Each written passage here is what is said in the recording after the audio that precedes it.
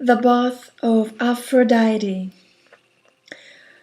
One spring morning, long ago, in distant Cyprus, the nymphs and dryads of the forest awoke with a feeling of surprise. This morning was different. It was cooler and more fragrant. The light was clearer and the earth was greener. The sky was bluer and the flowers were more thickly strewn and beautiful. The birds and the beasts seemed happier. What could be happening?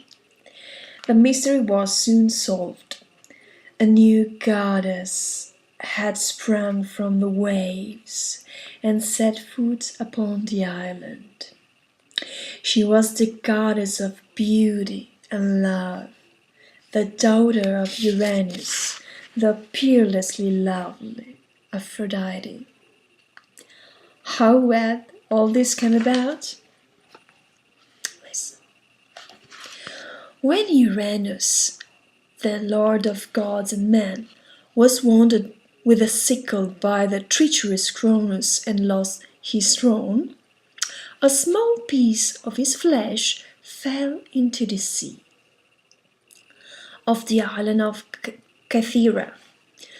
On the spot where it had dropped, a small patch of foam formed. It grew and grew until suddenly from the midst of the snow-white mass a girl sprang. This was Aphrodite, the daughter of Uranus, and the foam and the fairest creature, mortal or immortal, ever to appear upon this earth.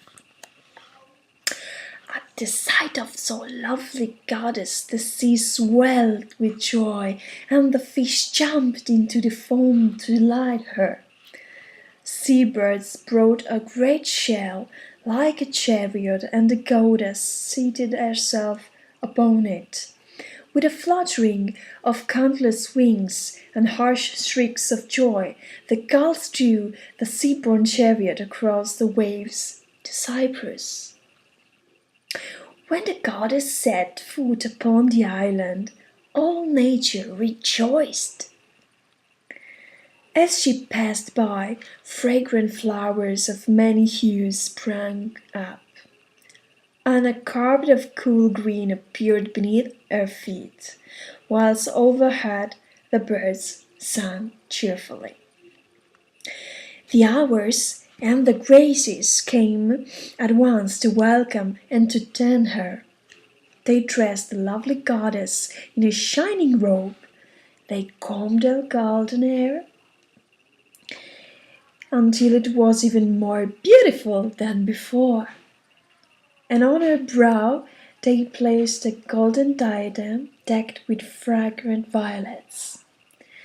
They fastened sparkling earrings upon her ears and adorned her neck with their own golden necklaces, whilst her lovely hands they decorated with glittering rings and bracelets. And thus the fairest girl and goddess ever born was adorned with the world's most beautiful jewels, and by the hands most worthy to perform the task. The radiance of loveliness transformed the world.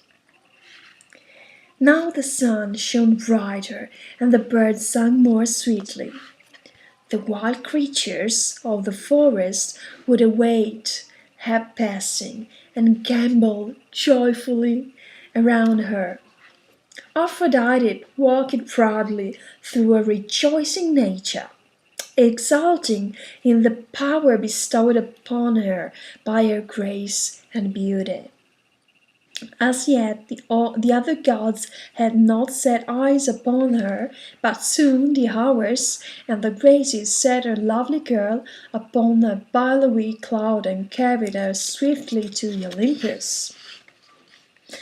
So great were the impression of her beauty made upon the Olympians that it seemed as if blindness had dimmed their eyes. They soon realized who she was and asked them to embrace her. The charm of the goddess of beauty was irresistible. Everybody wanted to talk with her and enjoy her delightful company. And she would reply gracefully, sorry, gracefully, her queenly face glowing with happiness, and her sweet words now accompanied by a charming smile, now by a captivating gesture, and now by a look which held her listener enthralled. Aphrodite was queen of eternal beauty and goddess of love, and from the towering heights of Olympus she ruled over the arts of man. Helped by her little son, winged Eros, who was armed with a bow whose arrows never missed their mark, she dealt men both sorrow and joy, happiness and bitter disappointments. The gods too were often smitten by Aphrodite's shafts, for there was no one, mortal or immortal, who could resist the power of the Cyprian goddess, as she is sometimes called. Aphrodite protected all those who know the meaning of true love, and of all living creatures she loved doves, beasts. For these birds couple as soon as they are born, and their love endures until death.